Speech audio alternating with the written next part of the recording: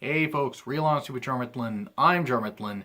You saw my favorite matches of 2017 for WWE NXT. Now you get to see the worst ones that I picked. Or the least favorite ones, whatever you want to call it. I've talked about some of these before and some pretty recently, and don't be surprised if I skip over a couple of these. But the reason I'm doing this list now, I taped a slew of shows before SmackDown tonight on the 19th. So I got family coming in, so I'm trying to record this stuff to get it out of the way. And also I'm really feeling it, I'm really feeling it is to do this, to do these videos in this glut. So yes, some of these videos may end up being collaborations with the Durbinator.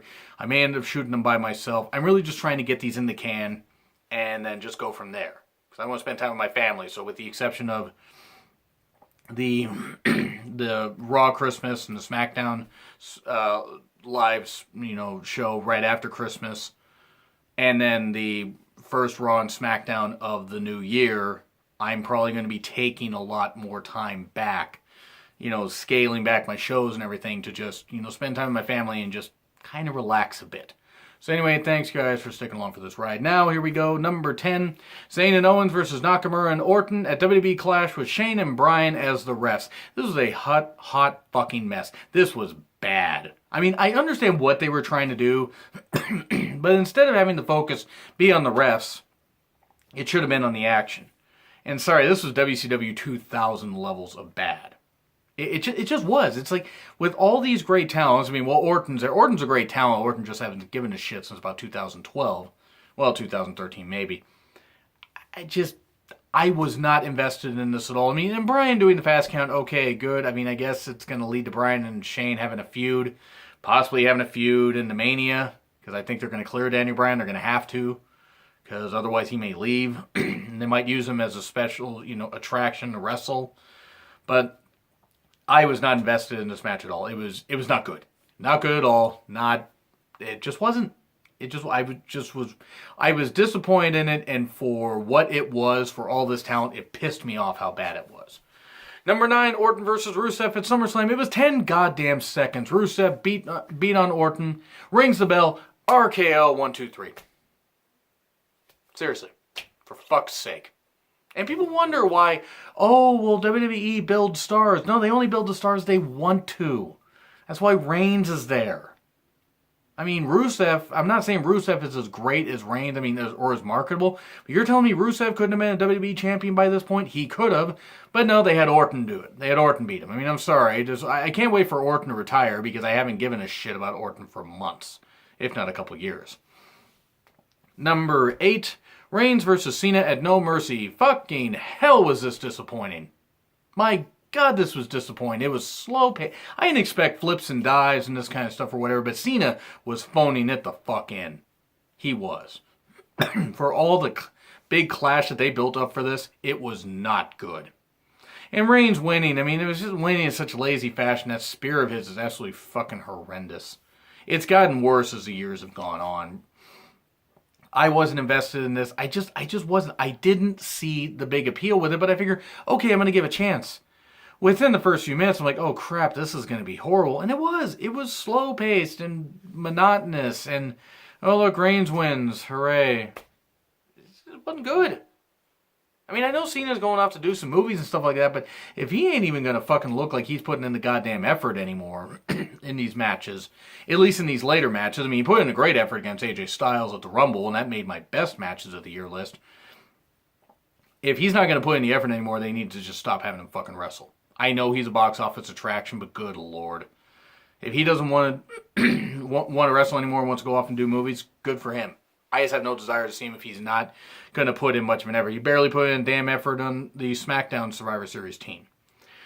Reigns versus Cena was bad and it was really disappointing. And I hate to do this to one of my favorite wrestlers, but number 7, Natty versus Charlotte, the Lumberjack match at the Clash. It was a hot mess. It was poorly paced. And this is nothing against the women involved. The women involved did the best they could with the stipulation. The women in the match, the women around the ring, they did the best they could. It was a hot mess. It was poorly paced. poorly done. Even with the great moves that Natty and Charlotte pulled off, nothing was going to get the crowd into this match. Nothing was going to help this match. It was really shitty. I mean, it was really shitty, because, creatively speaking at least. I'm not even knocking the women, because I'm not. Whether they're all experienced or not, and some of them were brought to the main roster too soon, or anything, is up for debate. But it was really, really bad. And it's like the face-heel dynamic was so uneven. I don't know who's a face, who's a heel anymore. And I mean, Natty's promo at the end was fine, but the match was just okay. It was like, it was a holdover feud. It was a holdover match. And for the stipulation and for the pacing, it just wasn't good. I mean, I had to put a women's match on here. And I wanted to be fair. This is more on bad booking than it is on the efforts of the women, because the women have all done the best they could. But this was really, really bad. Though I did put another women's match on here, and you'll see which one. I think you can probably figure it out. It's at Extreme Rules. You can probably figure it out. Number 6, Cena versus Rusev, the flag match at Battleground 1. They kept putting the goddamn flags on the floor. That's disrespectful to the countries like the Bulgaria and the U.S. putting the damn flag on the ground. You don't let a flag fall on the damn ground. I know it's wrestling, but this was really disappointing to see that, because to me it was just blatantly disrespectful. There's a fine line. You don't do that stuff. You don't put a country's flag, regardless of what you think of them, you don't put it on the ground. You don't put the American flag on the ground. You damn sure don't put another country's flag on the ground. No matter what you think of the particular character, whatever character they're playing, it was extremely disrespectful. But also, this match went about, I don't know how long it went, but it went way too long. You could have cut 5 minutes out of this match and no one would notice the difference. It was really bad, and of course Cena was going to win. Rusev makes his return, and he's instantly squashed by Cena. What the fuck, man? I mean, you gotta let us get invested in newer talents or better talents. Sorry, I'm not saying that Cena isn't very good, but he's done. His brain checked out of this a while ago. And Rusev should have won this. And the fact that Rusev didn't win this is absolute garbage. Yeah, it was really bad. And it was that Battleground, the worst pay-per-view that WWE put on this year. Because they had fucking Jinder and the Great Khali and stuff like that. But anyway, I'll get to that in a minute. Reigns versus Taker at Mania 33 is number 5. And it was sad to see Taker like this. I hate to put Undertaker match on here. But this was bad. Really, really bad. Reigns is involved in a couple matches here. You know, Reigns and, I mean, unfortunately Rusev and unfortunately Cena. In fact, they both appear here twice. It just, I understand what they were trying to do, but it didn't work. It's like, congratulations, he beat a guy that could barely move anymore. Like, that didn't make Reigns any better. That didn't make Reigns any worse than he was. It did him no favors. It did Undertaker no favors. Please let Undertaker stay retired. He does not need to come back at WrestleMania 34. Doesn't need to come back at all. He should headline the Hall of Fame as far as I'm concerned. It should be where the streak ended. That should be where his career goes. Just end it right there. Because he doesn't need to wrestle anymore.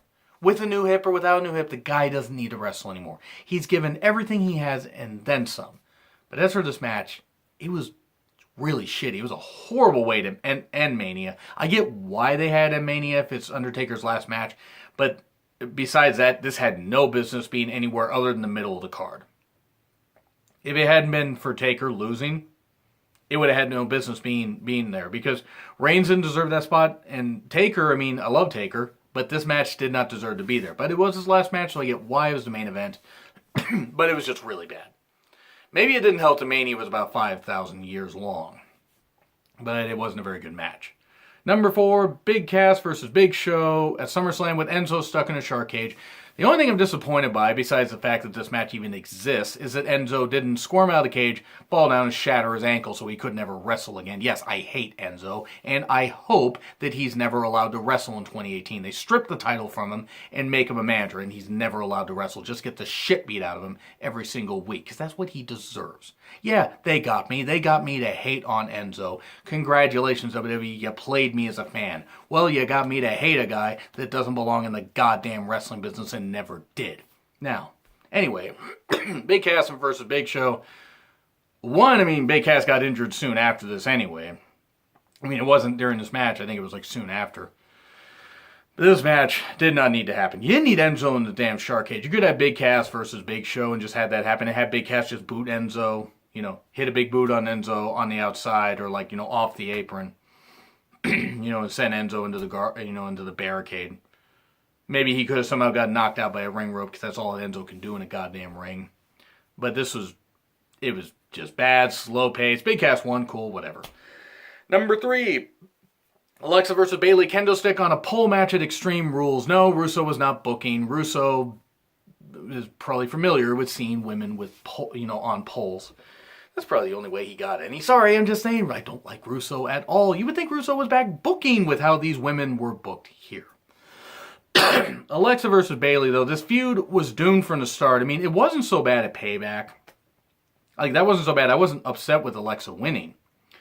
But this match, I mean, it did Bayley no favors. Alexa looked like a completely dominant monster, which Alexa should have won. But Bayley not even getting in much offense was ridiculous. This was bad. This was really, really bad and sent Bayley spiraling out of control as far as booking. It was such shit. Such absolute shit. And I'm embarrassed of both these women. Both these women that are really good women's talents. Alexa's ring ability is getting better, but Bayley's a really good talent. And that these women were used like this is the best creative could come up with. Yeah, creative's a fucking idiot. Maybe somebody should have taken that cane and hit Kevin Dunn over the goddamn face about 50,000 times. And then maybe it would have knocked some sense into him. Or would have knocked his Bucky Beaver teeth out. The stupid motherfucker. I hope he has a miserable Christmas and a New Year's. Can't stand Kevin Dunn. Hashtag fire Kevin Dunn. Piece of shit. Deserves to be curb stomped as far as I'm concerned. Even though if you curb stomp him, he'll probably be able to bite through the entire, concrete sidewalk. Kevin Dunn's a goddamn idiot. Anyway, Bray versus Orton, House of Horrors at Payback. Fucking Christ, this was embarrassing.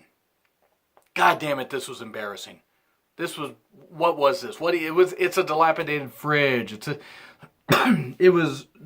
was so horrible. And the title wasn't even on the line. Orton was WWE champion, but because Bray was going to Raw, they weren't going to, what was this?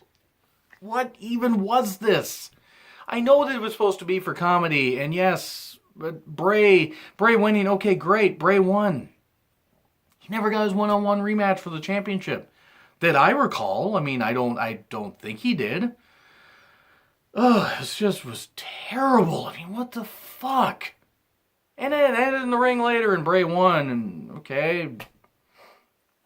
It was terrible. It was fucking horrible. And then, number 1, Orton versus Jinder, the Punjabi prison match at Battleground. I covered this before. Khali returns. Match went on for about 3 years. One of the Singhs takes a fall from the top of the cell, or the top of the prison, the prison structure, and falls through the announcer's table. Fortunately, he was okay, because that fall looked really bad, and kudos to him for taking that fall. I don't remember which one it was. I think it was Samir. But this match, this feud, Orton versus Jinder, was one of the worst feuds of the year, easily. And it was a painfully slow and ridiculous match, and the crowd didn't care. And Khali returning was just the icing on the cake. Or Orton could have literally flew to the next town. He could have drove to the next damn town for the next SmackDown before Khali got to the ring. That's how fucking slow that Easter Island statue-looking motherfucker walks. And I know Khali is apparently a nice guy. I'm sorry, but it's just, he never belonged in wrestling. Besides being a big guy in Raw. God, apparently he's a sweetheart of a guy, and that's great. Guy never belonged in wrestling. But anyway, that's what I gotta say about the worst matches. My least favorite matches of 2017, the 10 least favorite matches. Do you agree? Do you disagree with what I said? Do you think I'm not gonna even say that anymore because I don't think I'm too harsh, because I think I'm more than fair. Anyway, like, share, comment, subscribe. Twitter links in the description. Spend Real Honesty with John Ritland. I'm John Ritland, and I will see you soon.